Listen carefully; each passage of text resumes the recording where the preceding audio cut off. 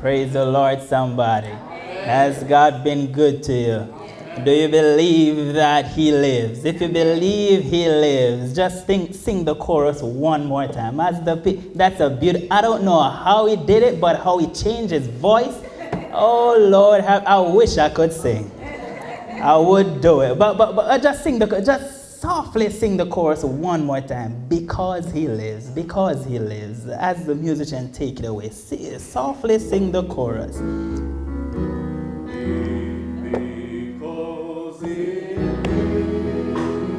I can face tomorrow. Because He lives. All fear is gone.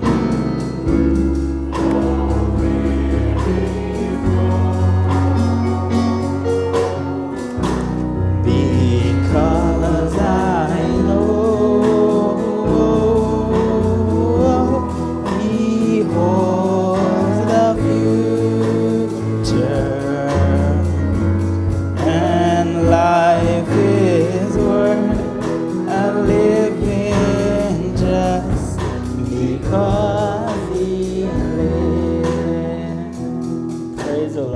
with me. Father in heaven, we thank you for this day. We thank you, Lord, that you didn't stay in that tomb, but you're alive. Lord, we praise your high and holy name, because if you were dead, our preaching would be in vain. But I thank you, Lord, that on the third day you rose again with our power in your hand. Death couldn't hold you down. The grave couldn't keep you, because your Father called you. Thank you, Lord, for everything. Pray that the words of my mouth, the words that are coming out of my mouth will not be mine, but will be yours, Jesus. Pray that you will be with each and every one of us. Spirit of the living God, fall afresh on me. Help me, Lord, mold me, break me, Lord. Speak through me, Lord, because I know I'm just a vessel ready to be used by you. Thank you, Lord. We pray in no other name but in the mighty, the matchless, and the majestic name of the man called Jesus. Let everybody say amen and amen, amen and amen. Morning, Nancy. Amen. Mole Bonji. Praise the Lord. That's the only Malawian I know. Praise the Lord. Praise the Lord. But I'm really excited to be here. I must say that you guys have a great pastor. He's a great man, great preacher. I respect him. He's just a talented, gifted man. He's just so quiet, always quiet in class and everything, but he has a big voice. Praise the Lord. I must confess to you that I'm not a long preacher. I'm not a long preacher. Believe it or not, I'm not a long preacher. I love to talk, but I'm not a long preacher. But if I'm here and I'm preaching and you're down there and it seems like you're not getting it, get it. All right. But I'm not a long preacher. So I believe that it's cold in here, and I believe if the Spirit is upon you and you need to clap, you need to say praise the Lord, and you need to give God some praise. Don't be afraid. Also, put your hands together for the young people. Put your hands together for the young people. Praise the Lord. Praise the Lord. I don't know about you, but I love to go to churches and I see some young people praising God. I see some young people playing. I love it. So I play the drum, and I love to see young people play, because, believe it or not, sometimes that's what keeps them in the church. Simple as they need something to do in order to stay. Are you with the preacher? Yes. And don't judge them just yet, because it will come a time when they will be serious about God. Amen. So don't write that. Remember, just get a flashback in your mind and remember when you were young. Oh, Lord have mercy. Just remember when you were young. And all the things your mama say don't do, but you still do. I heard the story. Your mama said don't go outside, but you went outside. I was listening. Just remember when you were young. So I know that, I don't know why I'm saying this. I didn't come to preach this sermon, but I just feel like the Spirit is upon me right now to say this. Sometimes we as older folk, we're too hard on young people. You with the preacher? They're going to make mistakes. They're going to mess up, but don't let them stay in the mess. You need to pull them up. Amen. You need to be respected, every one of them, and know that the Lord has got their backs. Praise the Lord. Turn your Bibles with me to Mark chapter 8. I'm a Bible-based preacher. I love to preach from the Bible. When you find it, please say amen. When you find it, amen. Mark chapter 8, reading from 22 through to 26. Also, my friend is there. It's Alicia. Thank you very much. Just wave and let the church see you. Just wave. Praise the Lord. Praise the Lord. Praise the Lord. Mark chapter 8, chapter 22 through to 26. Then the Bible says, then he came to Bethsaida. Where? Bethsaida. Where? Bethsaida. And what? They brought a blind man to him and begged him to what? to touch him. So he took the what? The blind man by the hand and led him out of the town. And when he had spit on his eyes and put his hands on him, he asked him if he saw what? And he looked where? And said at what? Okay, then he put his hands on his where? Eyes again and made him what? Look up, and he was what? Restored and saw what? Everyone clearly. He sent him away to his house, saying, neither go into the town nor tell who? Anyone in the town. I put a little tag on this thing called changed, but not transformed. Changed, but not transformed. You see, I remember growing up in Jamaica, and my aunt was in New Jersey. Pastor Benson called my aunt because I was going to start big school. I thought I was a man. I was going into grade 8, and I said, I've got this. I'm going into grade 7. Moving from primary school, going into grade 7, I'm starting a new school, and I thought I was everything. I thought I was God's gift on planet Earth. I was in the church, I was a basketball player, and everything was perfect. So I called my aunt over and I said, Auntie, I need you to send me a Power Ranger suit, Auntie. She said, why do you need a Power Ranger suit? I said, Aunt, just know that I'm a fan of the Power Ranger. I love the Blue Ranger. I just love the Blue Ranger, so I want the suit to be blue. And she said, why do you need a Power Ranger suit, Felix? I said, please, Auntie, I need a Power Ranger suit. When I go to this new school, I have to make an impression. You see, peer pressure is a bad thing and a good thing. I said, I need a Power Ranger suit because I need to fit in. I need to let them know that I'm a Power Ranger. I need to let them know that the Blue Ranger is in town. And all I needed to do was to find my Pink Ranger. So I said, just send me a Power Ranger suit, Auntie. She sent me the Power Ranger suit, and then I said, okay, I put on my Power Ranger suit, and into Jamaica, we put something called khaki. In America, I say you guys just wear plain clothes, but in Jamaica, we wear school clothes. Put on my school clothes, but under my school clothes, guess what? Was my Power Ranger suit. Because I want them to know. So I said, I need to make an impression that everybody will know that Demar is in town. So I walked up, and while I was walking, a big, tall guy, he bounced into me, a big, chubby, he was a big guy. When he bounced into me, I said, hey, sonny boy, what are you doing, son? Do you know who you're dealing with, man? He looked at me and he said, what are you talking about? You're so little, because at that time I was about 4 feet. So basketball, why I'm so tall right now. And he bounced into me, this tall guy, and I said, son, don't ever do that again. He came over to me and I hold my cool and I kept my ground, because you can't let people know that you're fearful. So he looked me in the eyes and he said that, hey boy, don't let me slap you. I said, who are you talking to? So I kept my ground and I said, stay right there. I gave him a Terminator, I'll be back.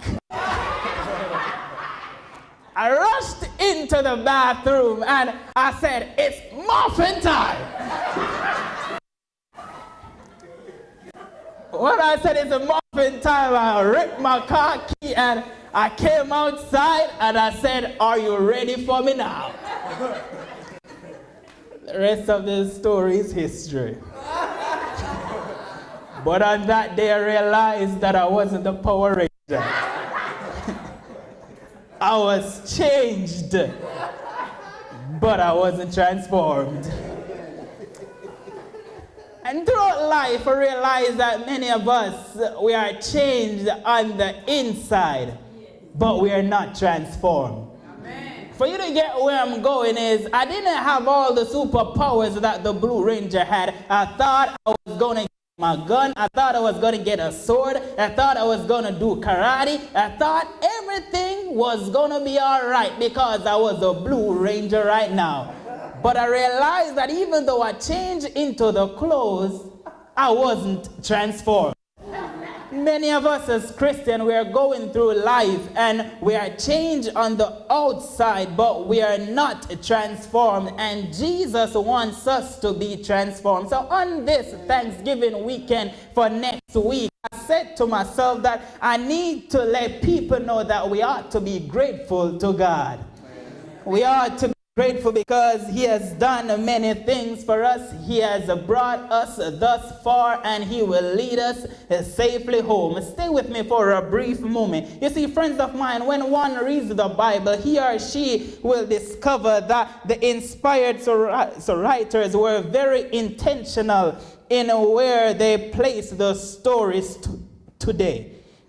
In the Gospel, Synoptic, in particular, you will discover that Matthew, Mark, Luke did not write in a chronological way, but that what they did in arranging the stories is that after a teaching by Jesus, they would insert a miracle story, which would serve as an illustrative demonstration of the lesson that Jesus wanted to teach. Are you with the preacher? Yes. Such is the case of the passage that we are going to explore today. For us to get the placement of this particular miracle, we will have to go back to see what happened prior to us being introduced to the blind man. Are you with me? So the disciples, they had become so consumed with their hunger and the fact that they had left their baskets behind that now they can't even hear what Jesus is saying to them. You see, He cautioned them to be weary of the contaminating leaven and everything, but however, because of hunger, they missed the true essence of what Jesus was trying to say. All they were thinking about was that they were hungry and that they had left their baskets behind. You see, there was only one loaf and that was not enough to share. As a result, Jesus sought to reprimand them because their arguments were enough proof that they did not comprehend or understood Him. You see, they were walking with Him, but they still didn't get it. They were watching Him, but they still didn't get it. They even had participated with Him in the miracles, but they still didn't get it. And so Jesus started to interrogate them about the two feedings of miracles they had witnessed. In other words, friends of mine, in other words, Jesus was saying to them, why are you fussing because you forgot your bread? You see, don't you see the point of all this? Don't you get it all? 5,000 with 5 loaves and 12 baskets stayed. I fed 4,000 with 7 loaves and 7 baskets remained. You saw that I was able to feed thousands and finish with more when I started with less. And he ends the point by saying, do you still not get it? Do you still not understand it? Do you still not perceive it? Do you still not have the vision of it? And interestingly, the very next day after questioning their vision is the story of the blind man. In other words, what Mark is saying to the church is that too many of us are in the church participating in God's ministry, but still don't see who He really is. Mark is saying too many of us are in the church having God's power, but lacking vision. And when we don't see who He really is, we can't know who we are. So the first thing the text teaches us, the first thing the text says, that Jesus puts His hands on the man, and after having done so, the man's sight came back to him. And here is where I want to just explore for a moment. You see, brothers and friends and brothers, you see, sisters and everybody in God's house, others had touched him. Others had touched him. Are you with me? Yes. Because the text says what? They brought him. Are you with the preacher? But their touch did nothing to cure him. All right. See, friends of mine, as a result, our contact with some people will do nothing to change our condition. Amen. And so it matters who puts their hands on you. Every touch can transform you, every contact can cure you, and every hand can heal you. And the challenge to the church is that we keep touching people but not transforming them. We keep touching people but not bringing about a change in their lives. We keep making contact without changing conditions. We touch them but we don't transform them through worship that is so busy being so relevant that it is no longer reverent. We touch them in ways that does nothing to change their condition because it matters who puts their hands on you.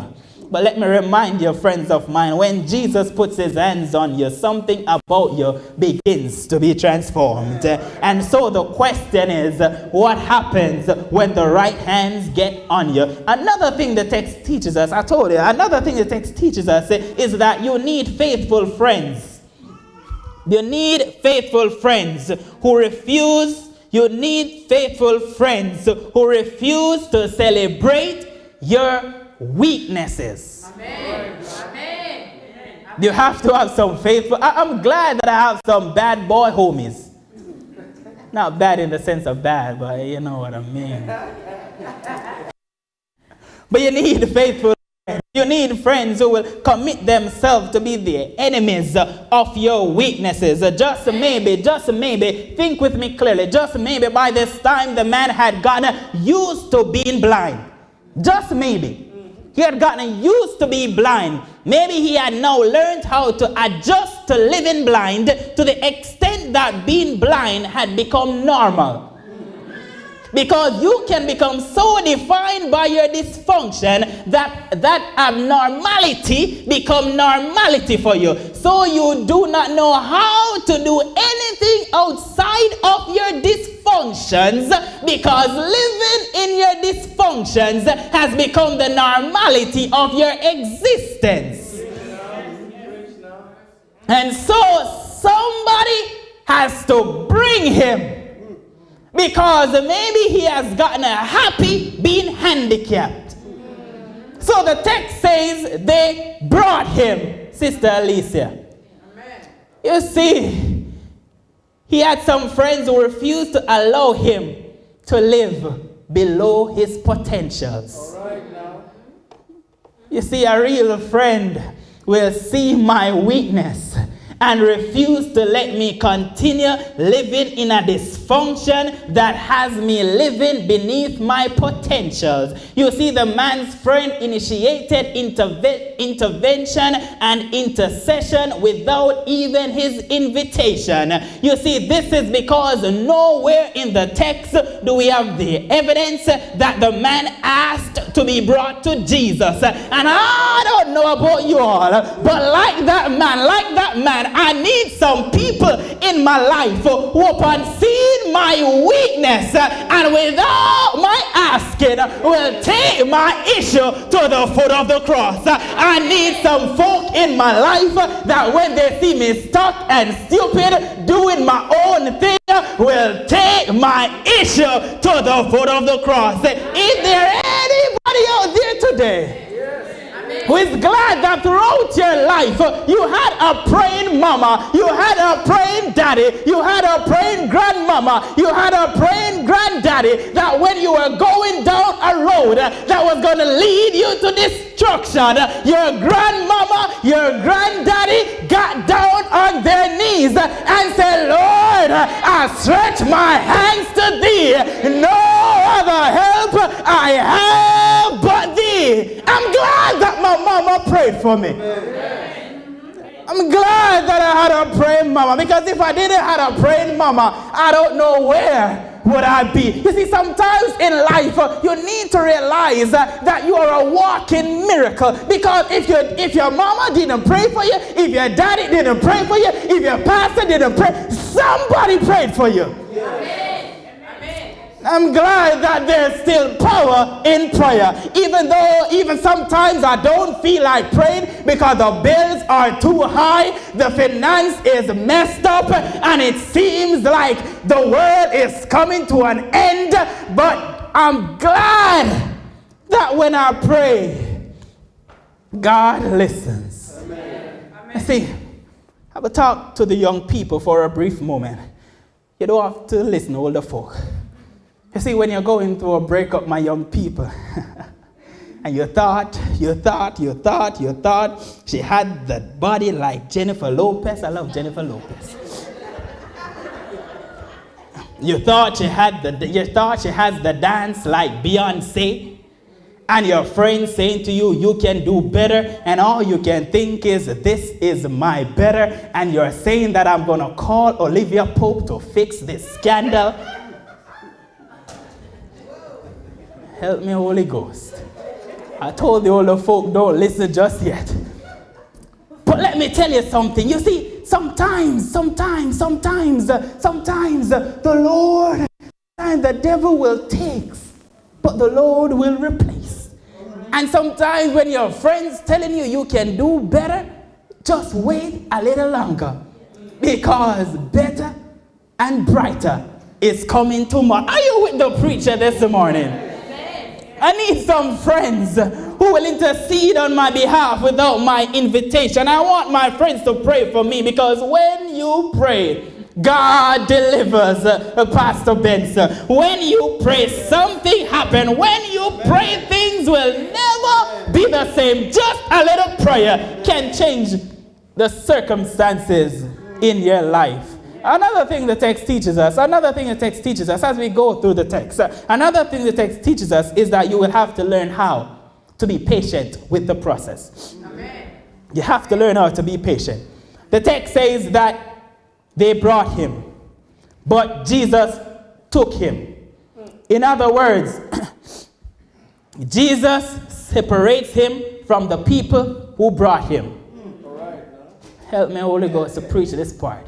Because sometimes you have to be disconnected from people who might love you too much, that they might get in the way of what Jesus needs to do in order to transform you. Amen. You're not with the preacher. And so everybody you need to be disconnected from is not always evil. You see, there are some people you need to be disconnected from, because in the immaturity of their love for you, they might try to block the necessary process that you need to go through in order to be where Jesus wants you to be. Amen.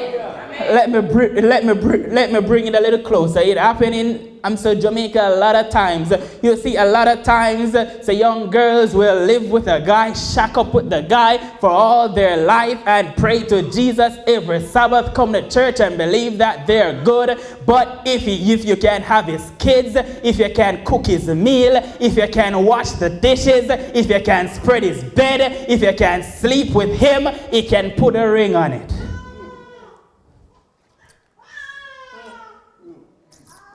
So I don't understand why sometimes we live in a life that we say he loves me, but he doesn't want to marry you. And sometimes you need to be disconnected from that situation so that Jesus can place you on higher ground. Amen. Amen. He's going to place you on higher ground. Don't settle for less than you worth. Amen. Help me, Holy Ghost. The church is quiet on me. So Jesus, amen walls, amen candles, amen desk. So Sister Ali said, so Jesus took him. Jesus took him outside the village, and the text says he spit on his eyes. Now, young people, I have a problem with this part of the text. I'm young, and I'm telling you, I do have a problem with Jesus spitting on the man's eyes. Why Jesus spit on the man? No. There are many persons who try to pretty up this part of the text saying that Jesus spitting on the man's eyes is nasty and that he should have done something more refined, I agree.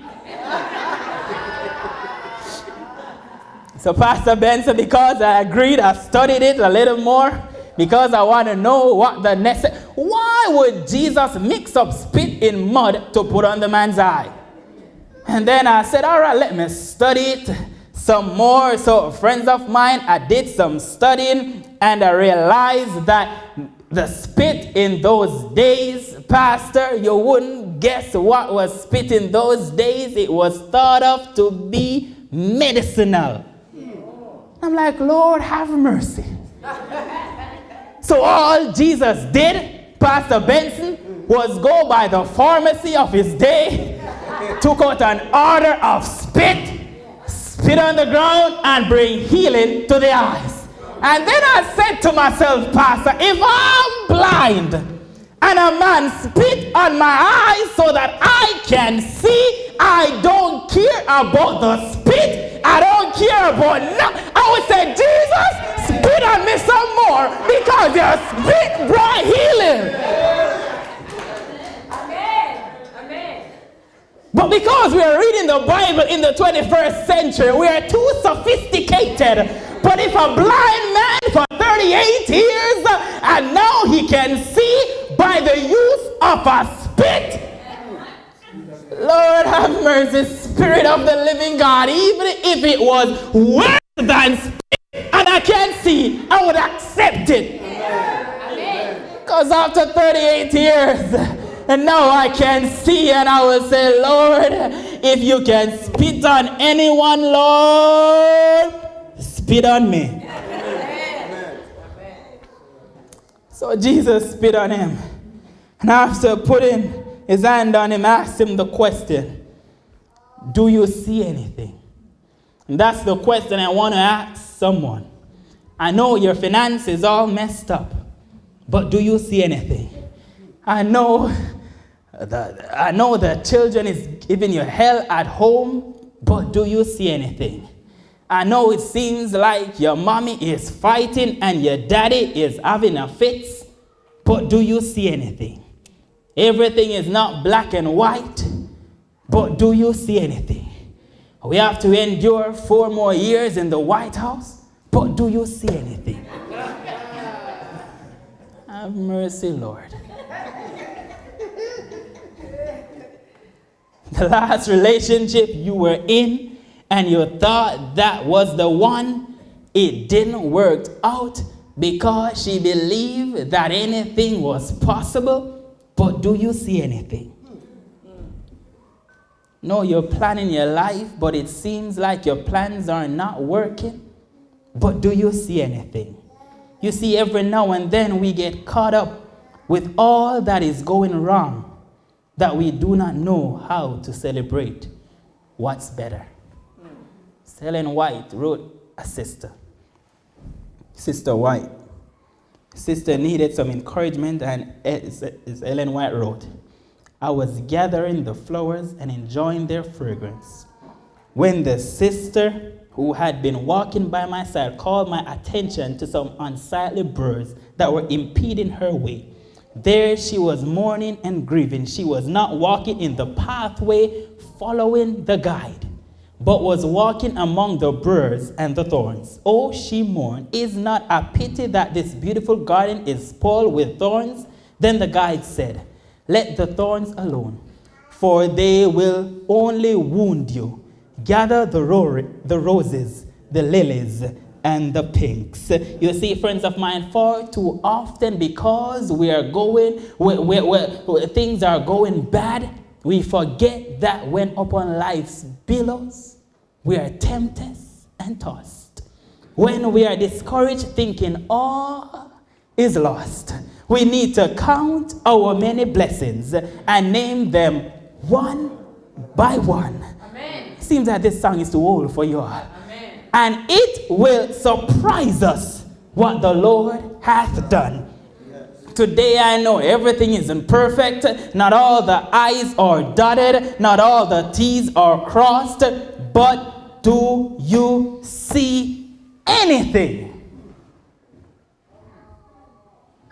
Let me tell you, sometimes we complain. Let me share a story to show you that, we can complain, but how life can just we can get back from life. The story is told of a man who was carrying a donkey. The man was there with the donkey. And while there, so with the donkey fell in a well. The man, he was old. He couldn't manage the donkey was old too, so he said to himself, I'm old, the donkey is old, he's in a well, I can't bring him up, I'm going to bury this donkey. He is old enough. He's lived his life, he has many kids, just bury him right now. He called everybody in the community. He didn't call them to take out the donkey, but Sister Alice called them to bury the donkey. So they all gathered shovels and everything, and dirt was there at the well, so they started shoveling the dirt and throwing the dirt on the donkey. While they're throwing the dirt on the donkey, they heard the donkey doing some donkey noise. He was upset. Homeboy was mad. I would be mad too. You buried me alive. So the donkey was mad. The donkey is there going crazy. And while the donkey is there, so going crazy, they're burying the donkey, and the donkey came to his senses, and the donkey said, I can do something that I will be alive. And while they buried the donkey just started doing something like this and just shake off the dirt and step on the dirt. And they're throwing the dirt on the donkey, and the donkey just shaking off the dirt and step on the dirt. And everybody's just trying to hurry the donkey to bury the donkey, and they're just shaking off the dirt, Pastor Benson. The donkey's just shaking off the dirt and step on the dirt.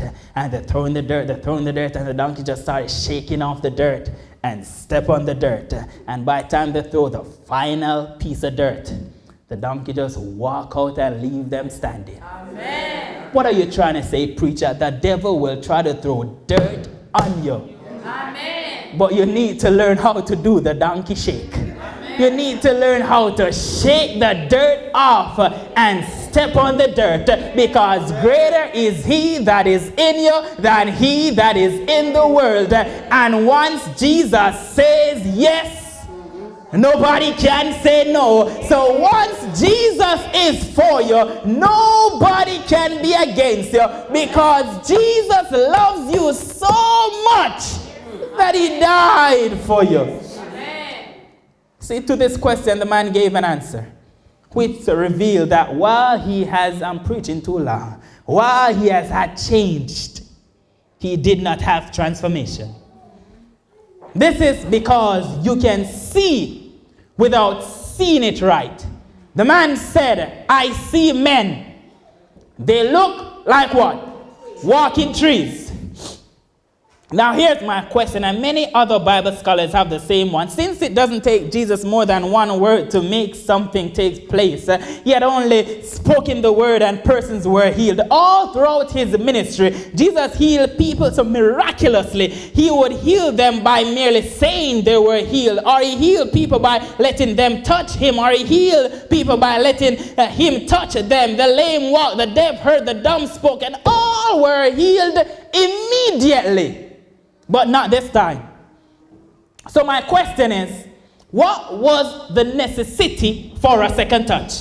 So I said to myself, because I love to speak to myself sometimes, I said to myself, if the man were blind, his eyes just needed to adjust for him to see things clearer. Are you with the preacher? Yeah. Why not just let the natural progression in the restoration of the vision happen on its own? But when you talk to yourself and it stops there, something is wrong. So the Spirit has to talk to you. So the Spirit talks to me, Pastor Ben. So the Spirit said, the reason for the second touch is because of how the man was seen. Are you with me? I'm going to finish soon. I'm going to wrap this thing up right now. Because if he sees people who look like trees, and Jesus doesn't clear that up, he might run the risk of treating people like trees. If if Jesus were to leave him as he is, he might start treating people like objects, and objects better than how he treats people. And as I look in the body of Christ, it becomes evident that a whole lot of us needs a second touch. Because we treat people like objects, and objects better than how we treat people. We are more concerned about the cash in our pockets than we are about transforming lives. We are more concerned about the car we drive than even giving a ride. We are more concerned about people knowing our titles than to transform them. And Jesus had to touch him again.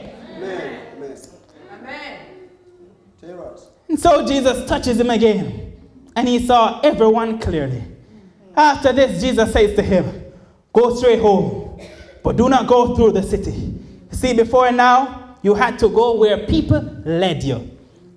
See, before now, you have to have your directions determined by other people. But now, I love the but now in the Bible. But now that you can see clearly, you don't need the handicap of help no more. Amen. And there are some places that you are brought out of that you don't need to go back into. I'm talking the place in South Bend. You know I'm talking about, that club in South Bend, Club 36. I'm just joking with you. You see, and now that you can see, you no longer have to be directed by the proclivities or likings by other people. You don't. So Jesus wants us to be whole. Stay with me. I'm going to wrap this up in 5 minutes.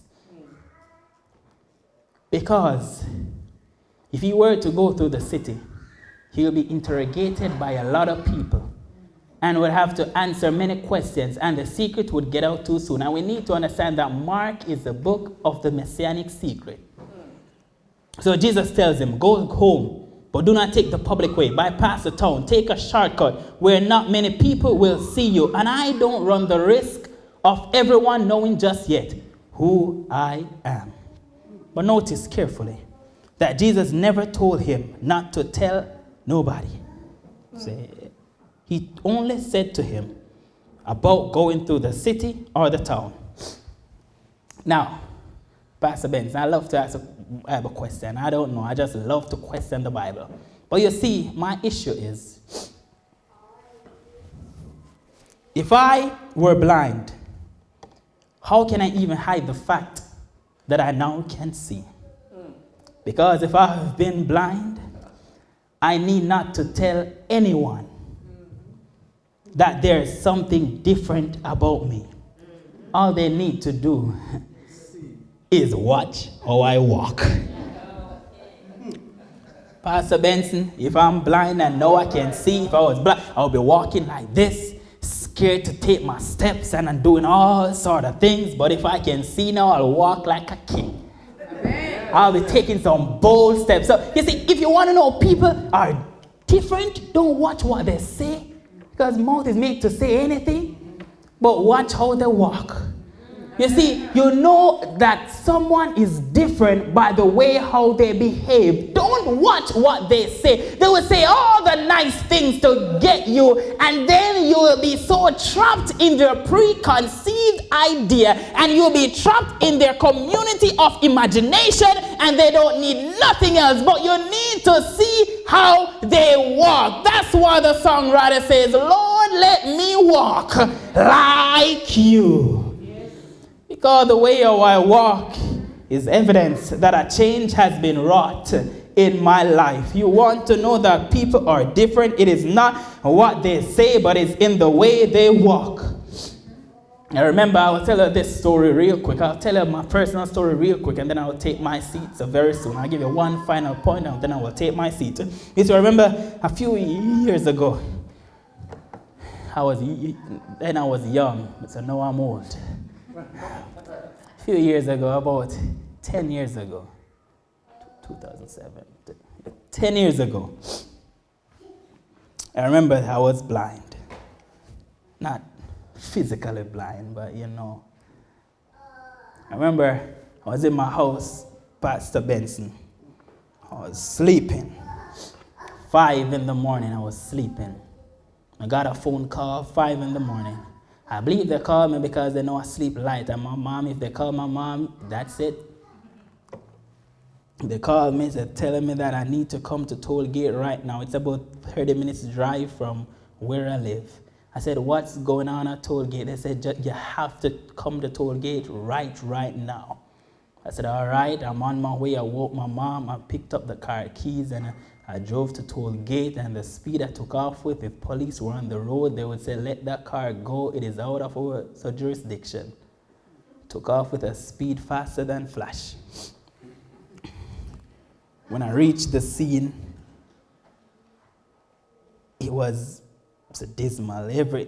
People were just there. People were crying. People were doing all sort of stuff, and it was about 2,000 people. It was a lot of people. I couldn't even move. I didn't have space to move. My life was going all right. I thought everything was going good. I'm on my way to play some basketball for America, for a school in here, and I said I'm going to be the next Dwayne Wade. I was in the church. I was doing everything. I was an elder, a young elder, 16 years old. And my life, not 16, one less than 16. My life was going good. Anyway, push the crowd aside, try to get in front, and they were saying that I couldn't move, I couldn't go any further. When I got a little further, I realized that the vehicle was my family vehicle. It was my grandfather's vehicle. I'm like, Lord, what's going on here? Got a little further, and I looked around and I saw my grandfather lying on the ground, and he's dead. Everybody's crying, and I grew up with my grandfather, so I love my grandfather more than how I even love Power Rangers. While my grandfather is lying there, looked a little further, my grandmother was lying there dead as well. My mom just fainted, she didn't see anymore. But I'm always the one that into Jamaica where we are told that big man don't cry. So I try to play tough, I try to be there for everybody, and I looked around some more. My aunt was lying there dead as well. I said, this is it. I've stopped believing in God. I stopped going to church. My grandfather taught me how to play ball, so I said I don't want to play ball no more, but I had to play because I had to get the money, and I was in a contract. So I said, all right. Looked around some more. My uncle was lying there dead. 4 of them dead, just like that. I gave up on God immediately. When I gave up on God, stopped going to church. My life got crazy. Started just stay to myself, doing some crazy stuff. Just didn't believe in God no more. While there, a few months passed, and a young lady invited me to church. Lord have mercy. See, thank God for pretty young ladies. Young lady invited me to church. So Pastor Benson, I didn't go to church because I believe in God, but I went to church because she was bone of my bone, flesh of my flesh. If this is what it takes, I'm going to church. So I went to church because she was beautiful.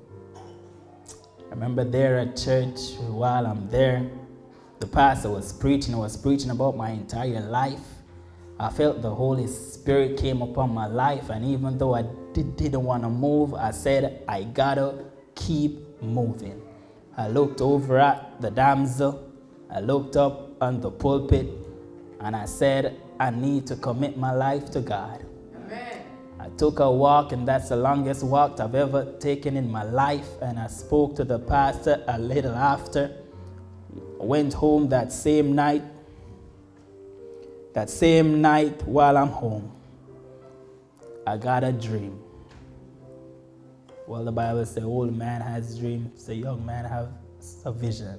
So I leave the dream into, I got a vision. In the vision, God said to me that you need to go to Northern Caribbean, it's a university. I was leaving high school, and he said I needed to study to be a pastor. I said, God, I can't be a pastor. I don't like talking to people. I'm a ball player. I'm a player, not a pastor. You can't call a player to be a pastor. That is just wrong.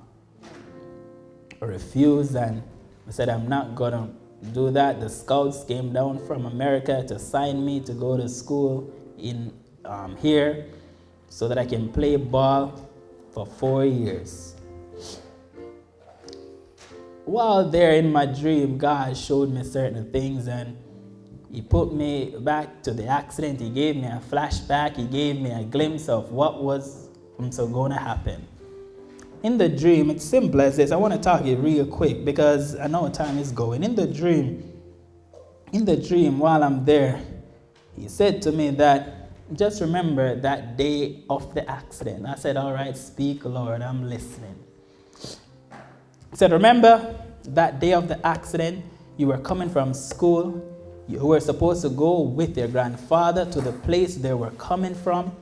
But because you got sick, a fever came upon you, you stayed home. I said, Lord, I understand what you're saying. I said, yes, you were supposed to be in that car as well. And you were supposed to die. I said, Lord, have mercy. But when he didn't stop there, he said, not only you were supposed to die, but remember, because you got sick, not only you stayed home, but your mother stayed home. Your mother stayed home to nurse you that day. All y'all were supposed to die. But I got a plan for your life.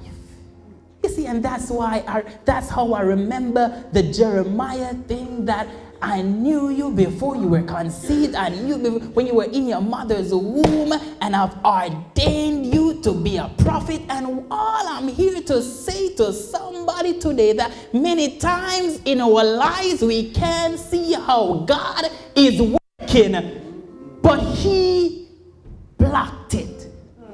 Trust me, you were supposed to die that long time ago, but God. If it weren't some but God moments in your life, I don't know where we all would be, but I'm glad that even though I can't see his face, I can trust his heart. And all I can do is just lift my hands and say, amazing grace. How sweet the sound that saved a wretch like me. I once was lost, but now I'm found. Blind, but now I see. 'Twas grace that taught my heart to fear, and grace my fears relieved. How precious did the grace appear the hour I first believed. But I love this part. It says, through many dangers, toils, and snares, I've already come. 'Twas grace had brought me safe thus far, and grace will lead me home. Finally, I want to give you a final thing the text is saying. Finally, there's evidence in the text that the man was not born blind. Are you still with the preacher? Wrap this thing up right now. Jesus said, what do you see? The man, he responded, I see people that look like trees. If he had been blind, born blind, he wouldn't know what people, you're with the preacher, he wouldn't know what people look like. And he wouldn't definitely wouldn't know what trees look like. You see, this is not someone just getting his sight back. This is someone getting back something that was taken away from him. Amen. like this man, Sister Alicia, I am sure that there is someone who can testify that the Lord will give it back to you. Is there anybody out there today who is glad, who can say that he gave me my joy back, he gave me my peace back, he gave me my power back, because I was losing my mind, but he gave me my strength back. The kids were too hard to feed, but he gave me my mind back. I was supposed to go cray-cray, the doctors written me off, but I'm glad that Jesus gave me my mind back. Someone ought to testify that he'll give you your vision back. He'll give you back everything you have ever lost. Amen. Whatever the devil took from you, whatever life stripped from you, whatever your challenges took from you, the Lord will give it back to you just in the nick of time. You see, I was shackled by a heavy burden and need a load of guilt and shame, but the hands of Jesus touched me, and now I'm no longer the same. He touched me, and all the joy that floods my soul. Something happened, and now I know that Jesus touched me. I know you all don't know this song, but I'm going to take another minute. Some Malawians don't know this song, but if I'm supposed to modernize what the blind man was going through, this is just 60 seconds. Pastor Benson, I know you don't know this one, but I believe the blind man would quote Mr. Jimmy Cliff. I believe the blind man would say, I can see clearly now. The rain is gone. I can see all obstacles in my way. Sister Alicia, gone are the dark clouds that had me blind, but it's gonna be bright. It's gonna be bright. Friends of mine here in church, it's gonna be bright. It's gonna be bright. It's raining outside, but it's gonna be bright. I know your troubles are piled up, but it's gonna be bright. I know life is giving you hell, but it's gonna be bright. Sunshine day. I'm gonna take I don't have nothing else to say to you, nothing else. I'm closing everything. All I want to let you know, that Jesus loves you. Amen. This weekend you ought to give thanks. Just because you're alive. Your daddy is still in charge. Your daddy loves you so much that he created this world just for you. And as the praise team come and sing something special, because I believe that there's somebody out there who wants some prayer. But let me tell you one final story while my brother here with a beautiful voice come and sing this song one more. If you even want to sing God Sent His Son, I love that song. You see, let me tell you a story. Remember, I went to the movie theater. You see, y'all don't go to movie theater, but don't judge me just yet. That's why I started off, don't judge the young people. I went to the movie theater. I was back in Jamaica. I was changed, but I wasn't transformed. And I went to the movie theater, Pastor Benson. I went with my sister, Sister Alicia. And when I went to the movie theater with my little sister, Silan, and while I was there at the movie theater, we were watching The Karate Kid. See, I love the Karate Kid movie. I don't know about you all, but I love Jaden Smith and I love Jackie Chan. That Chinese boy, I love that dude. His stunts are real and everything. So I love that homeboy. While they were there, Jaden Smith, some Chinese dude, Jaden Smith moved to Japan or China, to China. He moved to China, and some big Chinese boy, they were beating on Jaden Smith, and Jaden Smith couldn't take it no more. Jaden Smith ran. He was scared. He was just abused by the bigger boys, and so Jackie Chan stepped in and saved his life. When he saved his life, so Jackie Chan said he went to the master. The master was being talk up about it. He was jacked up. So Jackie Chan said, all right, I'm going to train my boy for a few months and then we'll fight in your tournament. And then the master said, okay, he can fight in my tournament and he won't get pressured no more. While in the tournament, as I'm taking the story to a close, in the tournament, they were fighting and the Chinese boy came up with an idea to break Jaden Smith's leg. And while Jaden Smith was there, they broke his leg. Jaden Smith went in the changing room, and when the changing room, he said, so Jackie Chan, I needed to do the fiery furnace thing so that I put it on my leg so that I can fight one more time. Jackie Chan said, why do you need to fight so much? And I love the response of Jaden Smith. Jaden Smith said, I need to fight because I'm still scared. And I said, Lord have mercy. Jaden Smith said, the bigger than me, the stronger than me, and I'm just still scared.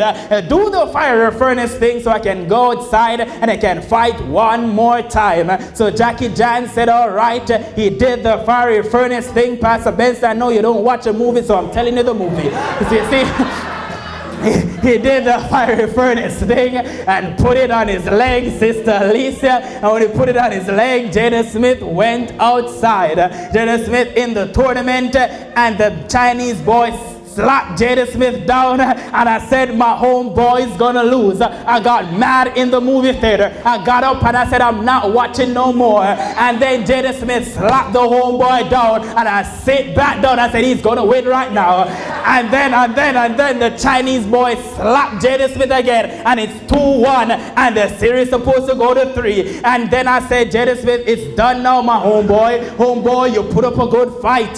You broke your leg, but you still came out fighting, and I love how you did that. So Jaden Smith came up with a plan. He started to trick the guy and put up the wrong leg that's not been broken because the series was tied 2-2. And I said, my boy is gonna lose right now. But Jaden Smith did something, and I got so mad in the movie. I said, I can't watch this series no more. It's 2-2 and Jaden Smith is gonna lose. My little sister looked me straight in the eyes and said, you need to sit down because he's not gonna lose. I said, how do you know he's not gonna lose? She said to me, I'm sure he's not gonna lose. I said, did you watch the movie? The movie just came out, and the commercial, the advertisement didn't say he was gonna win or lose, but all we know is Karate Kid is gonna be a black man versus a Chinese boy. And my sister looked me in the eyes and said, stop overreacting. Jaden Smith is not going to lose. I said, if you say that one more time, that Jaden Smith, you have to tell me how Jaden Smith is not going to lose. Pastor Benson, she looked me straight in the eyes and she said, Jaden Smith is not going to lose because his daddy wrote the movie. Will Smith wrote the movie. And I said to myself, he's really not going to lose because your daddy is not going to write a script that you're a loser in.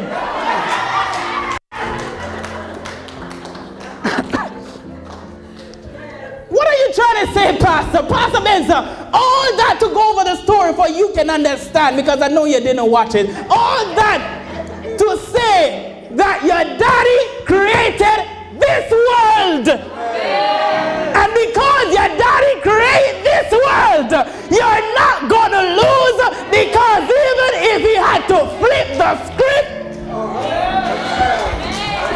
even Jesus has to flip the script so that you can be victorious. He will flip the script, and your daddy created this world. Good day, church. God bless you real good. I don't know what else to tell you, but your daddy wrote the movie.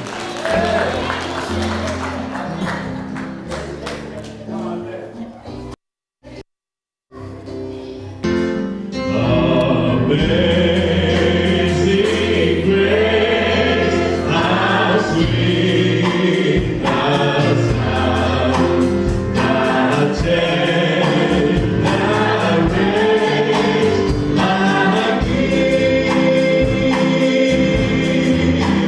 I once was lost, but now I'm found.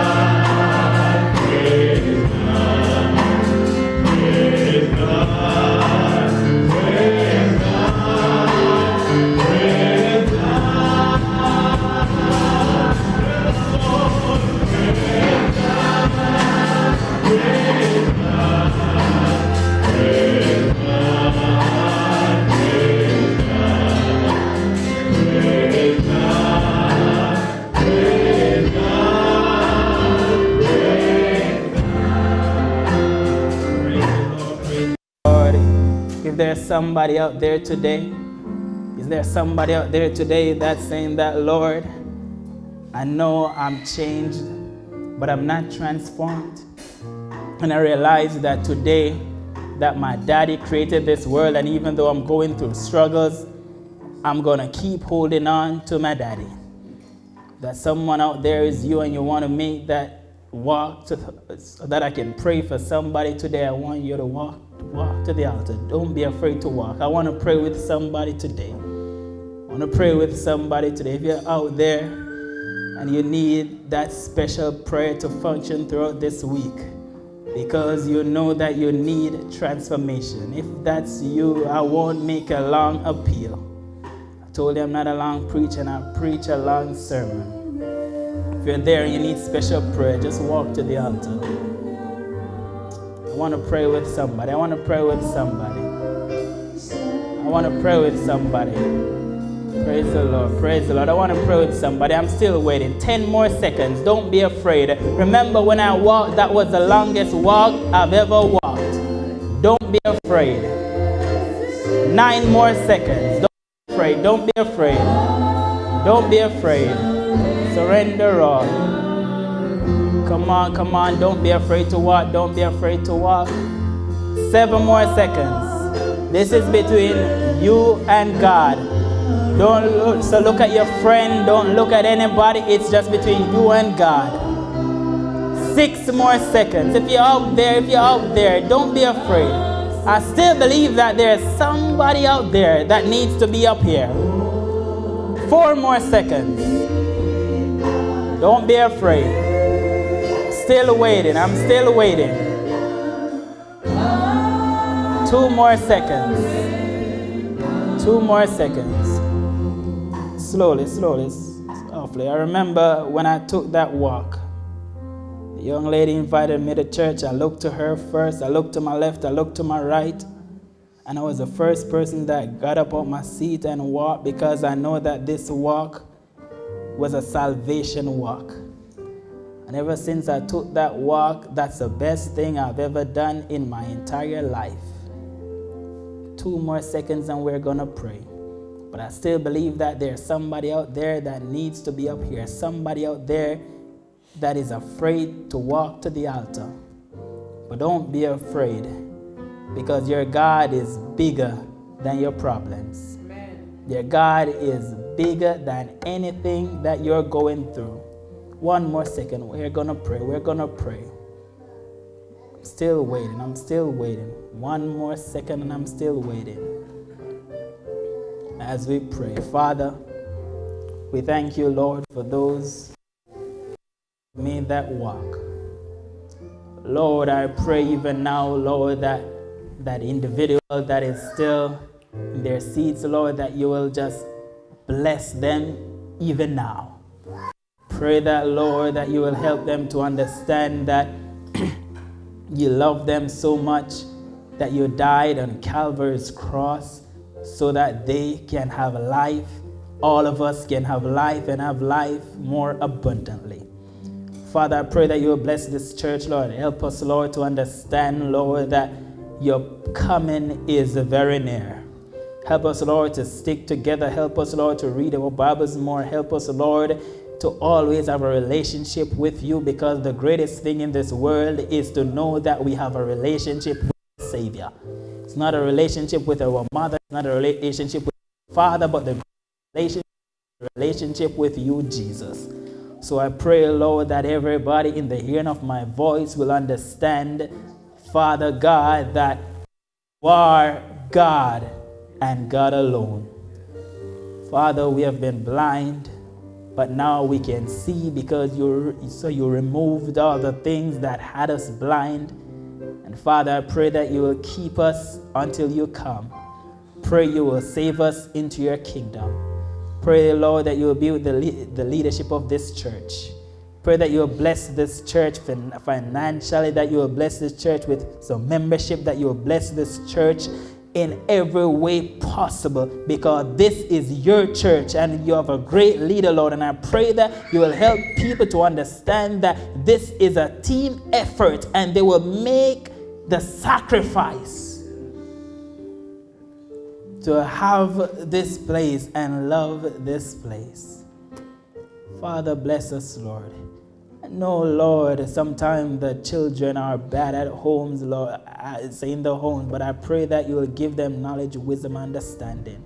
I know, Lord, the money is tight, Lord, but I pray that you will bless us, because a cattle upon 1,000 hills belongs to you. And anything in this world, everything in this world, you created. So we know nothing is too hard for you to handle.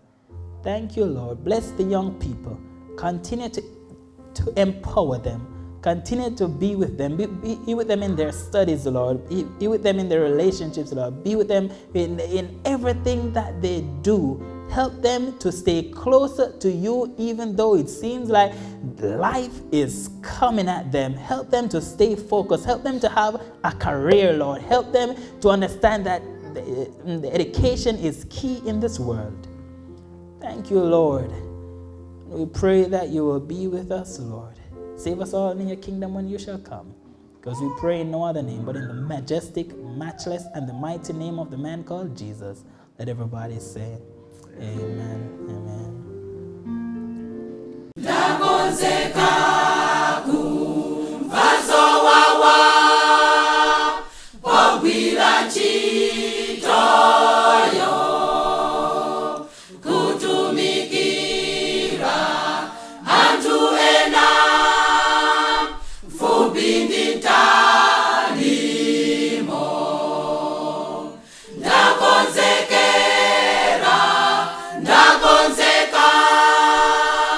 Chitamba